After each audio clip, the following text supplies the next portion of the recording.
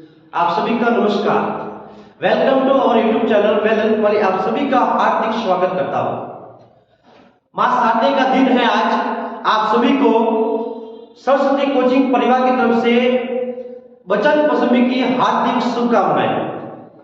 मां शारदे आप सभी का बुद्धि में विकास करें, ज्ञान का भंडार देवे और नई ऊंचाइयों को आप छुए, यही कामना मैं करता हूं आप सभी। आज इंग्लिश क्लास का जो अगला टॉपिक है फ्रेमिंग क्वेश्चंस, ये आपके 10वीं बोर्ड में भी बहुत इंपॉर्टेंट टॉपिक है और यहां से पक्का एक आपका क्वेश्चन बनता है।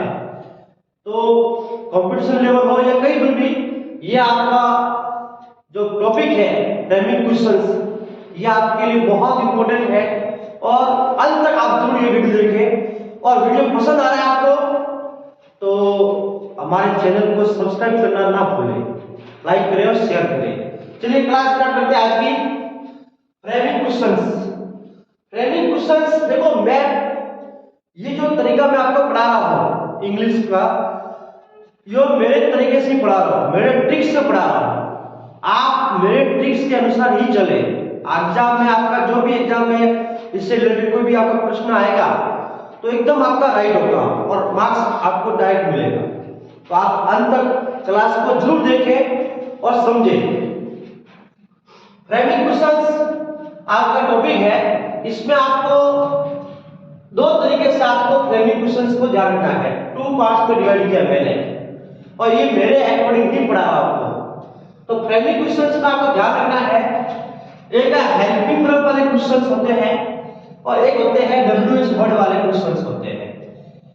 हेल्पिंग वर्ब क्या होती है मैंने आपको टेंस जब पढ़ाया जब आपको मैंने बता दिया है और आपके लिए नई क्लास है, टेंस आपने नहीं पढ़े हैं तो आप बेसिक जो टेंस का जो वीडियो है वो आप जरूर देखें, इससे आपको पूरा एकदम डाउट क्लियर हो जाएगा हेल्पिंग वर्ब क्या होती है। और यहाँ पे मुझे लिखिए हेल्पिंग वर्ब क्या है। Helping verb do, does, did, is, am, are, was, were, has, have, had, ये ध्यान रखना, और बीट्स है। तो ये आपको ध्यान रखनी है, ये हेल्पिंग वर्ब होती है। उसके बाद में आपको ध्यान रखना है WH वर्ड। तो आपको पता है WH वर्ड क्या होती है। What, who, which, whom, whose, where, when, how, why, how far, how many, how much। तो ये ध्यान रखना है, ये है WH वर्ड और ये है हेल्पिंग वर्ब। तो मैंने इस फ्रेमिंग क्वेश्चंस को 2 पार्ट में डिवाइड किया है, हेल्पिंग वर्ब क्वेश्चंस और WH वर्ड क्वेश्चंस। इन दो तरीके से आपको इनके फ्रेमिंग क्वेश्चंस आपको बनाने हैं और इसमें आपको क्या करना है, आपके आंसर दिए होंगे, उस आंसर का आपको क्वेश्चंस बनाना है। उस प्रश्न जो उत्तर है, जो आंसर है, उसका आपको प्रश्न बनाना है। तो अब आंसर का प्रश्न कैसे बनाना है वो सीखना है, उसको बोलते हैं फ्रेमिंग क्वेश्चंस। तो आंसर दिया आएगा, उसका प्रश्न बनाना है आपको और मैं आपको बहुत तरीके से सिखाऊंगा कि आंसर का क्वेश्चन कैसे बनते हैं, वो हम आपको बहुत तरीके से सिखाऊंगा। इसके लिए आपको हेल्पिंग वर्ब क्वेश्चन ध्यान रखना है और WH वर्ड क्वेश्चन, इन दो तरीके से अपन इस टॉपिक को समझेंगे। इसी में आपको एक रूल्स लिखा हुआ है, देखो रूल्स लिखा हुआ है, आई और बी आता है तो आपको ध्यान रखना है आई बी को यू और योर में चेंज करना है। आई और बी आता है तो इन दोनों को यू और योर में चेंज करना है। जहां पर आपको लगता है कि यू लगाना है यू लगाओ और जहां आपको लगता है कि योर लगाना है योर लगाना है। तो ये ध्यान रखना है, ये रूल्स दिया हुआ है। अब आगे समझते हैं, पहले अपन पढ़ेंगे हेल्पिंग वर्ब क्वेश्चंस क्या होते हैं, उसके बाद में अपन WH वर्ड क्वेश्चंस पढ़ेंगे। तो अगला देखिए क्लास, देखिए पहले अपन पढ़ रहे हैं हेल्पिंग वर्ब क्वेश्चंस, ये ध्यान रखना है। पहले अपन पढ़ने वाले हैं कि हेल्पिंग वर्ब क्वेश्चंस एग्जाम में कैसे आते हैं, कैसे इसका फ्रेमिंग क्वेश्चन कैसे बनता है, आंसर का आपको प्रश्न बनाना है, क्वेश्चंस बनाना है। तो देखिए इसके लिए फॉर्मूला आपको ध्यान रखना है, ये मेरे ट्रिक्स के अनुसार ही मैं आपको सब बता रहा हूं और ये फॉर्मूला ध्यान रखें। यदि आपको ये फॉर्मूला आता है पक्का आपको आंसर का क्वेश्चन बनाना आपको आएगा। तो देखिए फॉर्मूला क्या है, पहले आपको helping verb plus subject plus main verb plus object, ये आपको फॉर्मूला ध्यान रखना है। Helping verb plus subject plus main verb plus object, इस फॉर्मूले से आपको चलना है, पक्का आपको क्वेश्चन बनाना आएगा। और पीछे क्वेश्चन मार्क लगाना जरूरी है, ध्यान रखना क्वेश्चन मार्क लगाना आपको, यदि क्वेश्चन मार्क नहीं होगा तो आपका जो प्रश्न बनाया आपने वो रॉन्ग हो जाएगा, ठीक है ना। तो ये फॉर्मूला आपको ध्यान रखना है।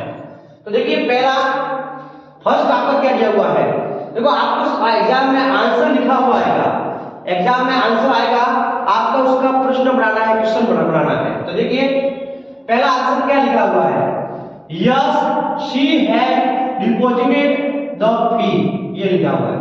अब देखो यहाँ पे आपको ध्यान रखना है, इसमें आपको यहाँ पर यस आएगा, कहीं पर नो लिखा हुआ आएगा, तो यस और नो लिखा हुआ है आपको बिल्कुल ध्यान देना नहीं है, यानी ये डिलीट कर दो। यस और नो लिखा हुआ आता है आंसर में, आपको कोई ध्यान देना नहीं है, आपको इसको डिलीट नहीं कर दो, यस नो को ध्यान देना नहीं है, ये क्या है कोई ध्यान देना नहीं है, तो यस नो को भूल जाओ आप, ठीक है ना। अब आपको यहां से देखना है, अब आपको यहां से ध्यान रखना है, she has deposited the fee लिखा हुआ है, ये लिखा हुआ है, तो सबसे पहले आपको फॉर्मूला ध्यान रखना है। फॉर्मूले में क्या लिखा सबसे पहले, फॉर्मूला लिखा हुआ पहले सबसे पहले हेल्पिंग वर्ब, क्या लिखा हुआ है हेल्पिंग वर्ब। तो देखिए इसमें हेल्पिंग कहां पर है, जो आपके सामने ये आंसर लिखा हुआ है, इस आंसर में हेल्पिंग कहां पर है, तो देखिए इस आंसर में हेल्पिंग लिखी है हैज, क्या लिखी है हैज, मैंने अभी बताई थी हेल्पिंग क्या होती है, तो इस आंसर में हेल्पिंग क्या है हैज, तो सबसे पहले क्या लिखी है हेल्पिंग वर्ब, ये हैज को याद रखो, हैज लिख दिया आपने। उसके बाद क्या लिखना है सब्जेक्ट, क्या लिखना है सब्जेक्ट, तो इस आंसर में सब्जेक्ट कहां पर है, इस आंसर में सब्जेक्ट कहां पर है, तो देखिए इस आंसर में सब्जेक्ट कहां पर है, शी, कहां पर है शी, तो यहां पर शी लिख दो। आपको पता नहीं सब्जेक्ट क्या होता है, एडजेक्टिव क्या होती है, मेन वर्ब क्या होती है, ऑब्जेक्ट क्या होता है, तो प्रीवियस क्लास का वीडियो दिया हुआ आपको, वहां पर प्लेलिस्ट लिस्ट बनाई हुई है टेंस की, वहां जाकर आप देख सकते हैं, आप समझ सकते हैं। तो लिखा एल्पिनो लिखी एच, फिर क्या लिखा आपने सब्जेक्ट लिख दिया शी, अब क्या लिखते हैं मेन वर्ब, तो इस आंसर में मेन वर्ब कहां पर है, तो इस आंसर में मेन वर्ब क्या है मुख्य क्रिया, जो क्रिया होती है मेन वर्ब, तो इसमें क्या है डिपॉजिटेड, ये लिख दो ये मेन वर्ब। अब मेन वर्ब सेकंड फॉर्म है थर्ड फॉर्म है कोई मतलब नहीं है, अपने को तो बस मेन वर्ब देखनी है, इसमें आपका third form fourth form first form कोई मतलब नहीं है, घबराने की जरूरत नहीं है, अपने को तो डायरेक्ट एग्जाम में मार्क्स कैसे लाना है वो ध्यान रखना है। तो ये थर्ड फॉर्म लिखिए, ये लिख दिया अपना। अब क्या लिखना है ऑब्जेक्ट, इसमें ऑब्जेक्ट क्या पर है, ऑब्जेक्ट दिया हुआ है द फी, ये लिख दिया द, और पीछे क्वेश्चन मार्क लगाना है, देखो एग्जाम में लिखा हुआ है पीछे, लेकिन अपन क्या आंसर शीट होती है वो तो पेपर में लिखा हुआ था, लेकिन आंसर शीट में भी आपको ध्यान रखना है, जब आंसर लिखो पीछे क्वेश्चन मार्क लगाना भूलना मत, क्योंकि अपने प्रैक्टिस में क्या आता है आंसर अपन लिखने प्रैक्टिस में आती है एग्जाम में, अपन प्रश्न बनाने प्रैक्टिस आता ही नहीं है, तो अपन क्या पीछे क्वेश्चन मार्क लगाना भूल जाते हैं, तो क्वेश्चन मार्क लगाना भूलना मत, अगर पूरा सेंटेंस जो आपने प्रश्न बनाया वो रॉन्ग हो जाएगा, तो ये आपका सही हो गया। ऐसे आपको क्वेश्चन बनाने हैं, प्रश्न बनाने हैं। अगला सेंटेंस देखिए, अगला है आंसर दिया हुआ आपका no they will not go there, मैंने आपको बताया यस और नो में जाना नहीं है, कोई लेना देना नहीं है, इनको काट ही कर दो, यानी इनको डिलीट कर दो आप। अब यहां से पढ़िए सेंटेंस को, आंसर जो लिखा हुआ यहां से पढ़िए, they will not go there, they will not go there, ये लिखा हुआ है, ये पढ़िए, लिखा हुआ है। अब आपको फॉर्मूला याद रखिए, फॉर्मूला क्या है, फॉर्मूला याद करना लर्न करना आपको। सबसे पहले क्या लिखना है हेल्पिंग वर्ब, तो हेल्पिंग कहां पर इसमें हेल्पिंग कहां पर है विल, क्या है विल, ये विल को लिख दिया अपन ने। फिर क्या लिखा है सब्जेक्ट, इस आंसर में सब्जेक्ट कहां पर है, तो इस आंसर में सब्जेक्ट कहां पर है दे, क्या है दे, ये लिख दो।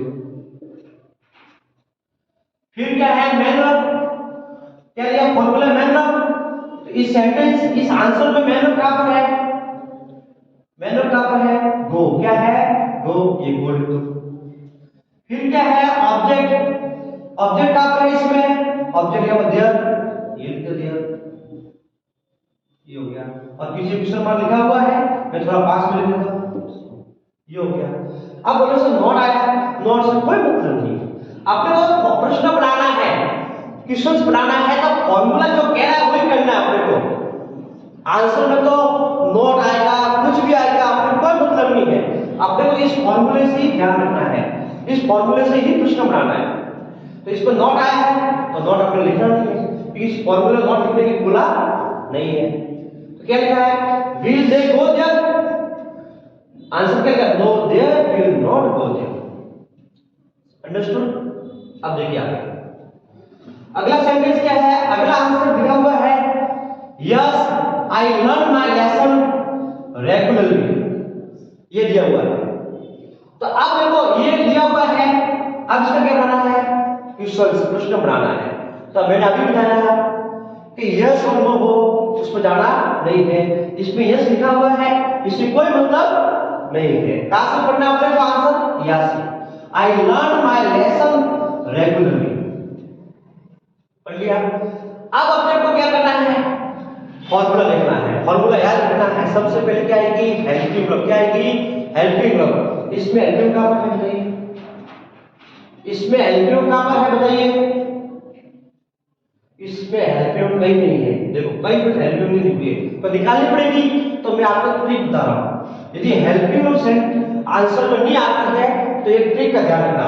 यदि फर्स्ट फॉर्म हो तो फर्स्ट फॉर्म आती है आपको तो डू और डज में आना है, और सेकंड फॉर्म आती है तो किसमें आना है? डीड में। ये ध्यान रखना है। फर्स्ट फॉर्म हो तो डू डज में आना है, और सेकंड फॉर्म हो तो डीड में। बस ये दो ही, ये हेल्पिंग आपके अंदर दी हुई नहीं आएगी, बाकी हेल्पिंग दी हुई है। तो इसमें हेल्पिंग नहीं है, तो देखो इसमें फर्स्ट फॉर्म भी है, इस आंसर फर्स्ट फॉर्म है। तो देखिए फर्स्ट फॉर्म दी हुई है लर्न, सेकंड फॉर्म दी हुई तो डीड आता है, लेकिन फर्स्ट फॉर्म की क्या है? डू और डज। समझ में आ रहा है? तो अब यहां पर हेल्पिंग क्या आएगी? डू और डज। क्या आएगी? डू और डज। तो इसको मिटा, तो फर्स्ट फॉर्म है तो डू और डज का प्रयोग होगा। अब डू आएगी डज आएगी, वो सब्जेक्ट पे डिपेंड करेगा। सब्जेक्ट कौन सा है? सब्जेक्ट सिंगुलर है तो आएगा कौन सा आएगा? डज। और सब्जेक्ट प्लूरल है, बहुवचन है, तो हेल्पिंग कौन सा आएगी? डू आएगी। ये टेंस में अपन पढ़ा था, टेंस में। तो सब्जेक्ट के ऊपर डिपेंड करेगा, डू आएगा या डज आएगा। देखते पहले, तो पहले सब्जेक्ट निकालना है। तो सब्जेक्ट निकालेंगे पहले, तो इसमें सब्जेक्ट कहां पर है बताइए? इस आंसर में सब्जेक्ट कहां पर है? तो इस आंसर में सब्जेक्ट दिया हुआ आई, क्या दिया हुआ है? आई। इस सब्जेक्ट में आंसर क्या दिया हुआ है? आई। तो अभी मैंने बताया था यदि आई आता है तो किस पे चेंज करेंगे? आई और वी हो तो यू या योर पे चेंज करना है, ये बताया मैंने अभी आपको। तो यहाँ पर सब्जेक्ट क्या बढ़ेगा? आई का यू, क्या बढ़ेगा? यू बढ़ेगा। और यू के साथ में क्या आता है? डू या डज। डू या डज, यू के साथ में क्या आता है? डू आता है। क्या आता है? डू आता है। कि सब्जेक्ट प्लूरल है तो यहाँ पर क्या लिखूंगा मैं? डू। क्या लिखूंगा? डू। तो हेल्पिंग आ गई डू। फिर क्या है? सब्जेक्ट, सब्जेक्ट क्या है आपका? यू, ये यू आ गया। फिर क्या है? मैन वर्ब, मैन वर्ब क्या है? अभी बताया मैंने, लर्न।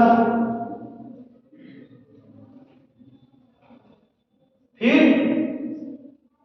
Do you learn. फिर क्या है? ऑब्जेक्ट, ऑब्जेक्ट क्या है? Your lesson regularly. तो माय का क्या हो जाएगा? यहाँ पर माय है तो माय का क्या होगा? योर हो जाएगा। ये ध्यान रखना है। यदि आई है तो यू आएगा, और माय है तो क्या आएगा? योर। ये ध्यान रखना है। तो यहाँ पर माय है तो क्या लगाना है? योर। फिर लेसन रेगुलर, यो पीछे क्वेश्चन मार्क लगाना, ये लगा दिया। तो ऐसे आपको ध्यान रखना है। अगला सेंटेंस देखिए, लास्ट अंतिम है।